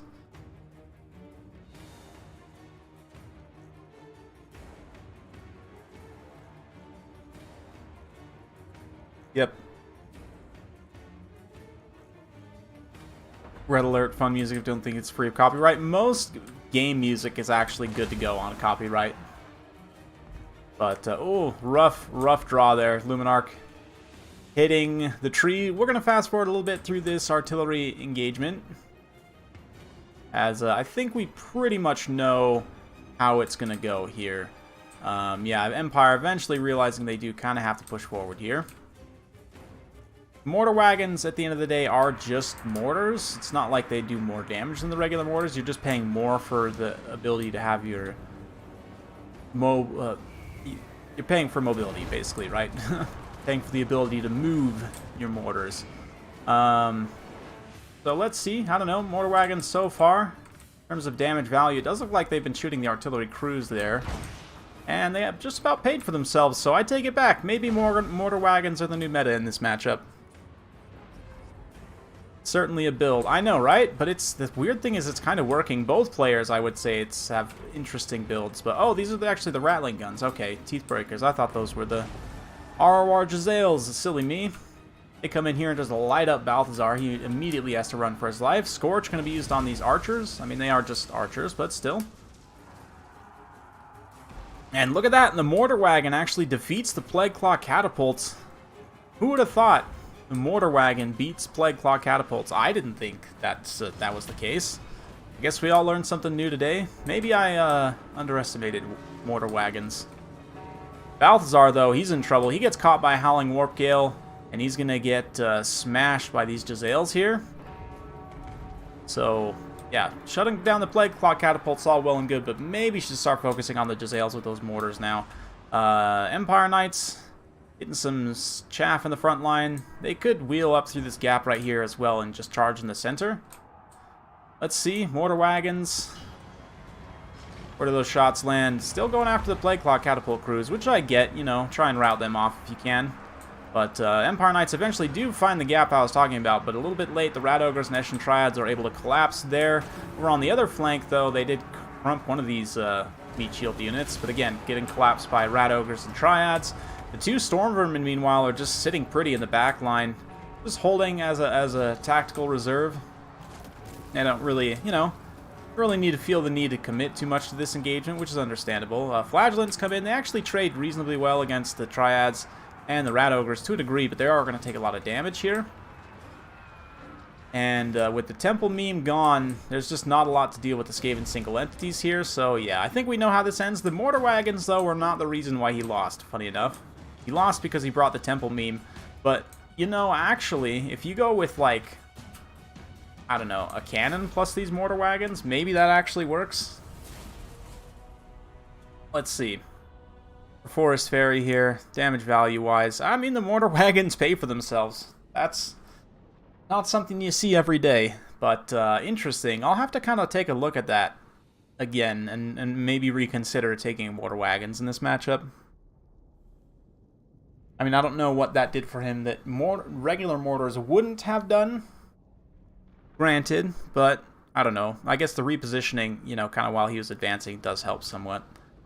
But yeah, Jazales, man, Jazales are very strong in this situation. They just snipe out Balthazar, do a bunch of damage. Storm Vermin literally don't even have to do anything. Yeah, the Temple meme was a meme. Definitely got hit by Jazales also. So that's how it goes sometimes. Let's see if Forest Fairy can bring it back. If only we would listen.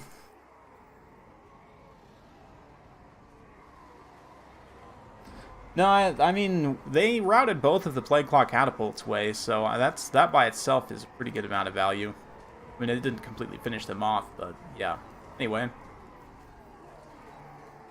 Let's go to the next one here.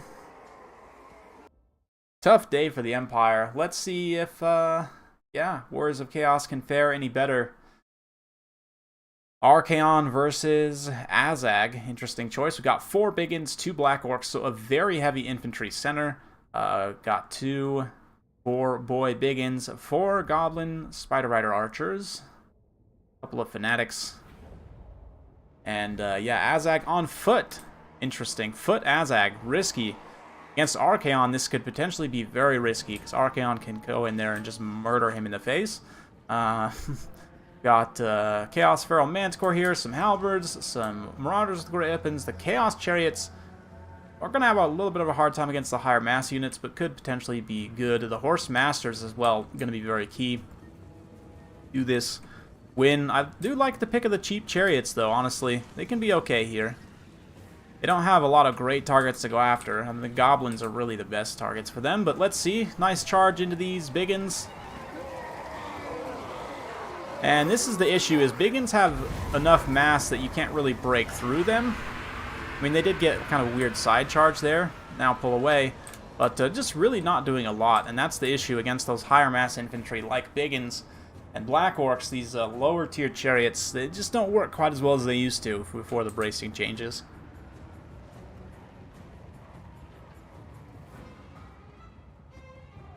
Yeah, it's true. I mean, Skaven often won't take their standard artillery just because it's easily counterfired, but yeah.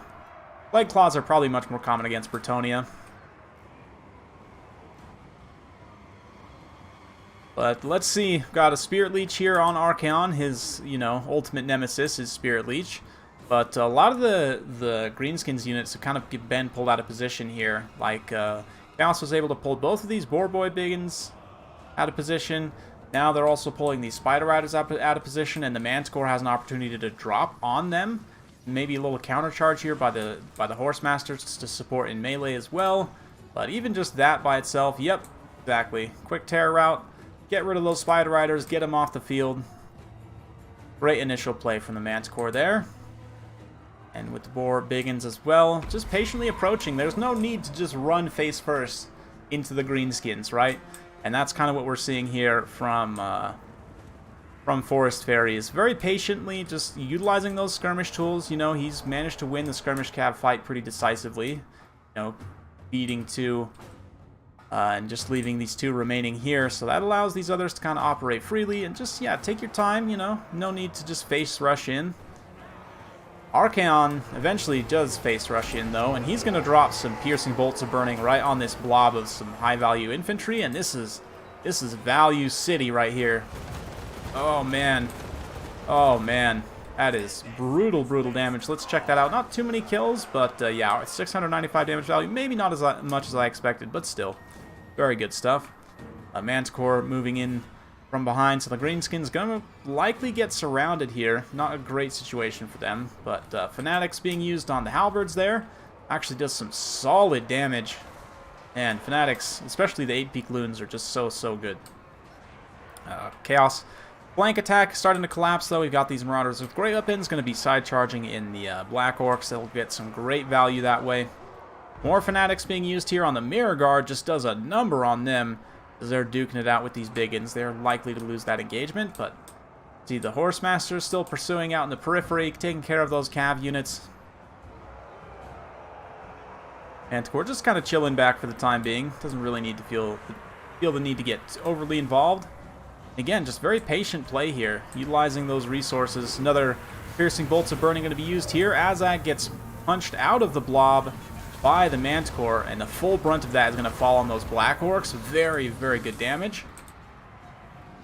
The Mirror Guard don't quite route there, which is nice. Marauders, Great Weapons actually trading very cost effectively into Black Orcs. Black Orcs only 26 melee defense. The Marauders, Great Weapons at 35 melee attack will get hits against them. Well, this is a really, really good situation for Warriors of Chaos here.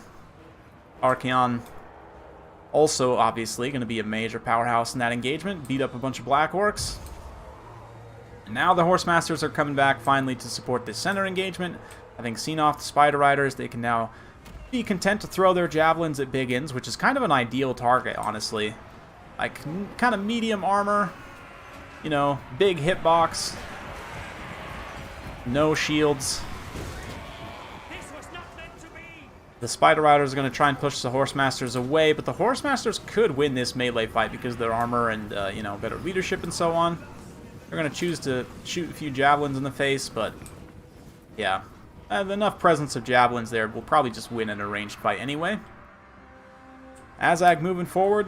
A lot of the infantry units for Warriors of Chaos are done for, but likewise, they were able to trade pretty cost-effectively with the Greenskins. They've still got this infantry box here.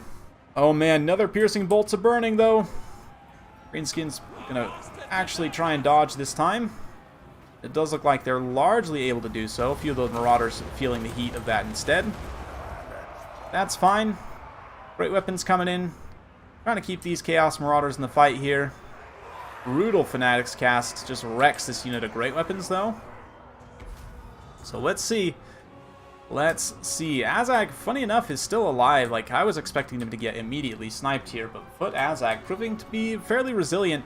And I kind of like this as well because he gives the constant stat buffs, right? With these, oh, yes.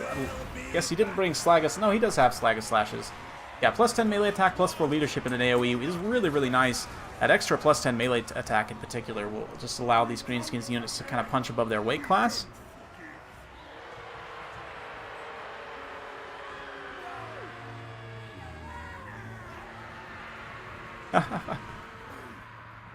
Yeah. Let's see. The Halberds end up winning out against those Biggins there. Archaon's got to be a little bit careful he doesn't get caught up on too many Biggins here, but it is mostly just Biggins left. There's a handful of Black Orcs, but likely the Marauders should be able to deal with them. Maybe. They're going to get counter collapse right here. And the charge bonus, that 29 charge of the Black Orcs, they'll feel the pain, and they just get surrounded by everything.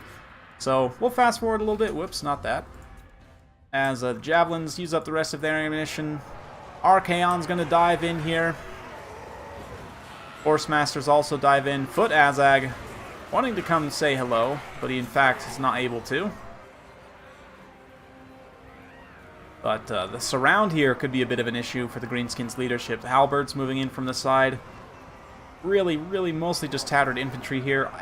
The Ard armor, though, Azag's Ard armor, that extra 30 armor in particular for the Biggins at 50 puts them up to 80. It's really nice. Melee defense as well, of course, very good for the Greenskins, but the numbers game is just not working out in their favor. Azag can Spirit Leech Archaon all he likes. It's not going to get rid of all these Marauders. Just a band of Marauders here. And they do kind of carry the day. Eventually, Archaon does find Azag here in the center of this absolute anarchy. Stares him down, you know, menacing gaze. Should start getting attacks here pretty soon. Clear some space, guys. Come on, what are you doing? He's the Ever-Chosen. Anyway. Yeah, that's going to be the end for the Greenskins. And a nice victory for Warriors of Chaos. It is potentially a tough matchup. Not a super tough matchup, but credit to Forest Fairy playing that very patiently with the Horsemasters. And, yeah, just not base rushing directly into the Greenskins, which so many players do. The Chariots were not a great pick, arguably. You could probably swap them out with something else, but yeah.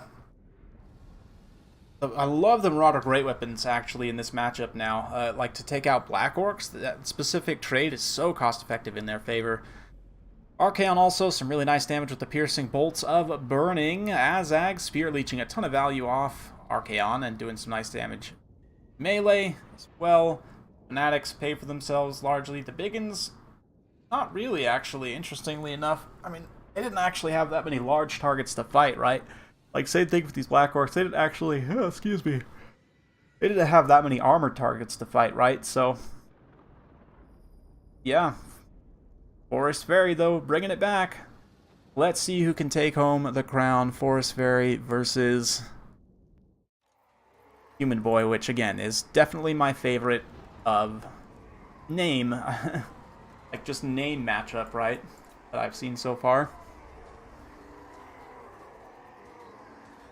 But anyway, We'll finish things off with some Dwarfs versus Vampire Counts. Potentially a weird matchup for Counts, but let's see how they can do here. We've got that Thorgrim Grudgebear. Is that indeed Thorgrim Grudgebear in this matchup? That is a bold move, but at the same time, I kind of like it. He does magic damage. He's got 62 melee defense, 500 total weapon strength.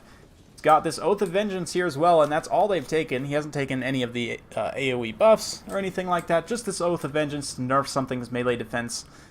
I like that quite a bit. He's got 3 Trollhammer torpedoes, 2 Slayers, Miners in the back, front line of Longbeards. Pretty straightforward Dowie build, but I like it. I like it a lot. Banshee here is going to be rough. That's going to be rough against Thorgrim, and Gotrek too does magic damage, so yeah, maybe I wouldn't recommend necessarily taking Banshees in this matchup. Probably just option that out for another White King. But we've got some Graveguard with great weapons here. We've got Bats, Black Knights, the Anti-Infantry Black Knights, which are also fantastic in this matchup.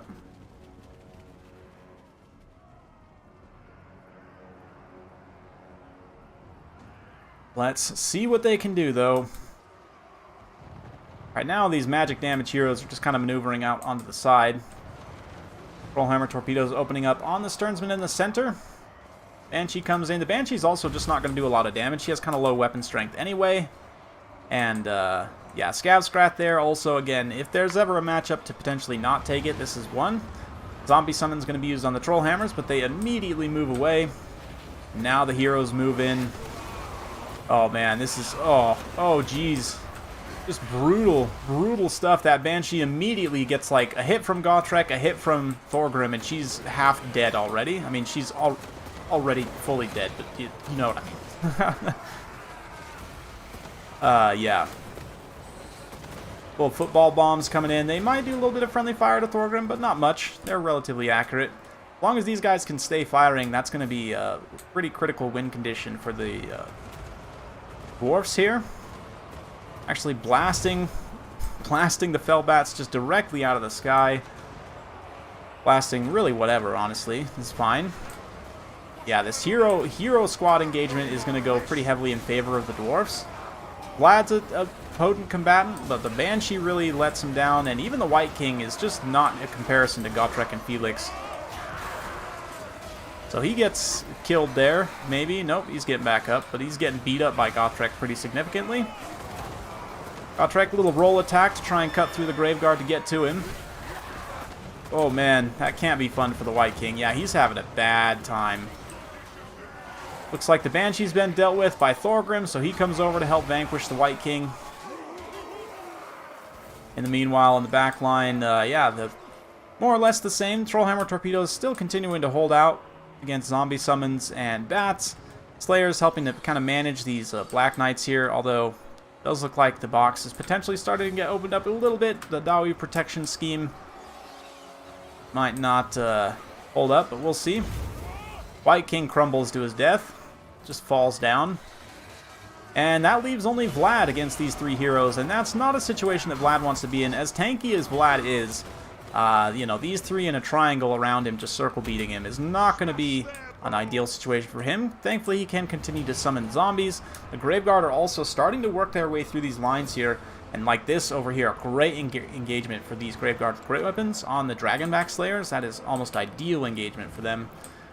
Longbeards over here, they're going to hold up okay against Graveguards, but the armor-piercing anti-infantry will start to tell over time. Let's see. Thorgrim standing resolute by his Longbeards. It's kind of cool, like, seeing him mixed in with the Longbeards, since, you know, he's being carried by Longbeards. At least the models of Longbeards, but anyway. Yeah, Gotrek taking a significant amount of damage, but he'll be fine. Thorgrim, let's see. Thorgrim is actually regenerating. He's the one regenerating, not Gotrek, which is nice, because Gotrek does have his own, you know, innate self-healing that sometimes doesn't go off, sometimes it does. The Vlad gets through, and he's like, you know what? If you want something done right, you got to do it yourself. So he's going to try and deal with these Trollhammers. But, yeah, the Hero Squad comes back. Felix is first. Thorgrim's coming. Oh, man, angry Thorgrim just steaming over on his chair.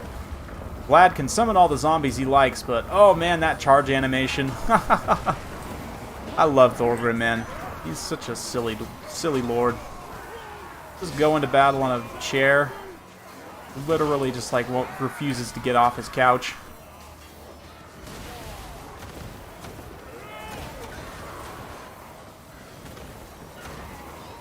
Yes.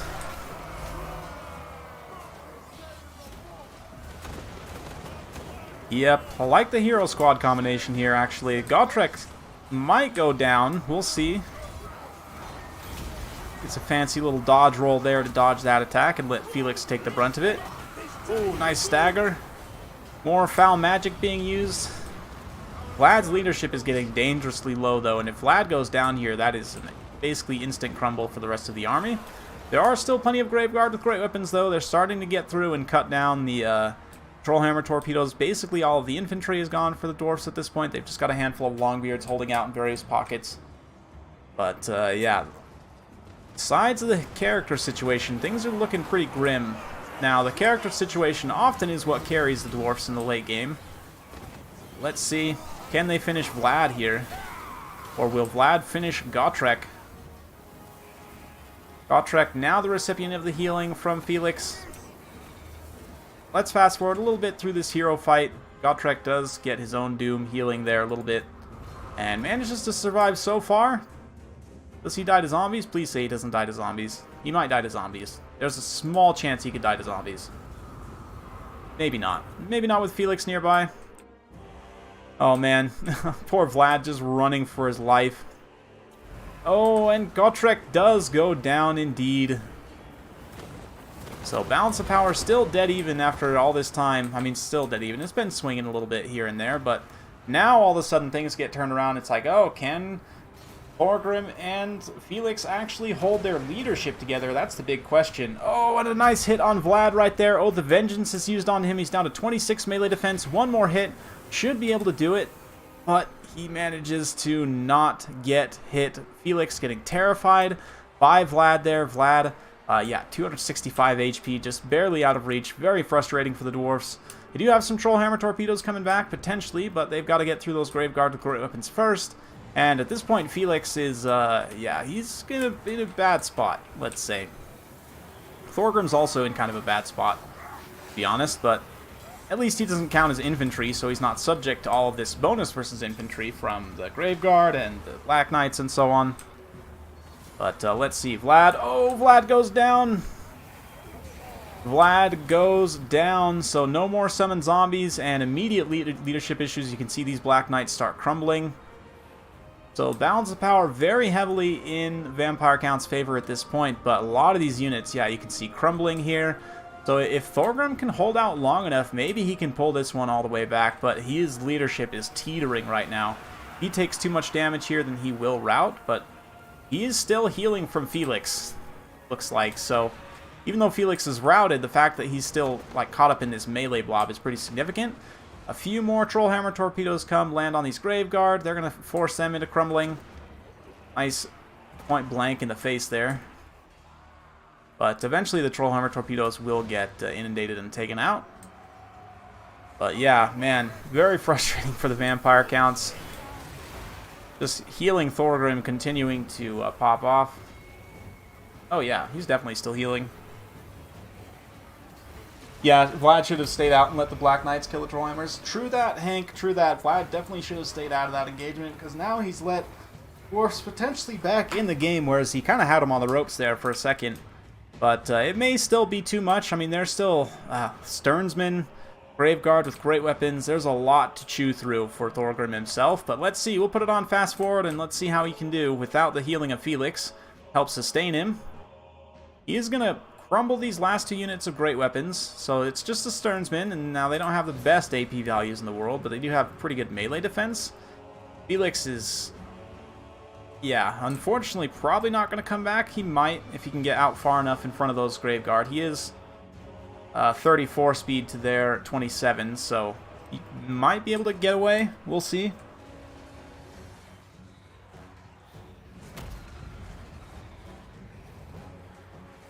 Oath of Vengeance being used here, and this is a nice opportunity for Thorgrim to get some damage in, because the Sternsmen, their melee defense is high enough that I mean, 52 attack, he can hit them, definitely, but this just guarantees that almost every attack is going to be a hit. And, yeah, let's see. Can Thorgrim beat the Tide of Graveguard? Keeping in fast forward here. The issue is, once that Oath of Vengeance wears off, there's not a lot. Thorgrim, you can see as his leadership starts to tank, that balance of power turns more and more. Felix, getting caught up in the woods here, actually gets caught by the Graveguard of Great Weapons and is probably going to get killed, so... Yeah, I don't want to call it too early, but it's looking pretty good for the vampire counts at this point. Oath of Vengeance being used there once again, this time on the Graveguard of Great Weapons, but there's just too many left at this point without the healing sustain. They will retain the win, so valiant defeat there by Human Boy. Forest Fairy ends up taking home the series, and a very, very close finish. Felix is back. Yeah, Felix came back, but not quite in time to make a difference. Yeah, Longbeards just got steamrolled here. They are generally pretty good defensive infantry, but Slayers getting some great value. The Trollhammer torpedoes also really, really nice value. A lot of the damage obviously comes from the hero squad. Over 3,000 damage value both from Thorgrim and, well, not quite over 3,000 for Gotrek, but still pretty close. And that is awesome. Vlad getting some decent damage value in. The Banshee was definitely a mistake. Not a game-costing mistake, as it turned out, but you could definitely just swap her out for another White King. Yeah, right? 155 kills on torpedoes? That's pretty impressive kill total for torpedoes, considering they're kind of an anti-monster unit, right? But,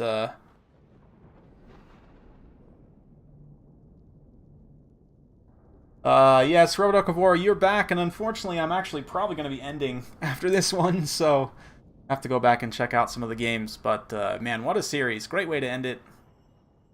Graveguards here, obviously, mop up a ton of value, and, yeah, just really largely unopposed in terms of their melee rush, and the Black Knights do enough disrupting. Graveguard are really good, guys. They're definitely the best undead infantry by far. Like I would put them pretty far above Tomb Guard because of their heavier armor. And, I mean, having a great weapon versus a halberd, like, arguably the halberd with the shield is better, right? And I get that, but at the same time, the great weapons, man, because of just the healing sustain you can give them, they are brutal. They can be, at least. Yeah, sorry, Rubber Duck. Sorry, man. Just, yeah, it's real life calls. Unfortunately, I have to get some stuff done for my day job today that I have been neglecting to, so I'm going to get to that. I'll probably be casting some of those other replays, though, that I didn't get to today in casted, you know, post-casted videos, so be sure to stay tuned for that. Thank you all so much for coming out. It's been an absolute pleasure. Yeah, I guess I'll play you out with a little music now. Bye-bye. Thanks again.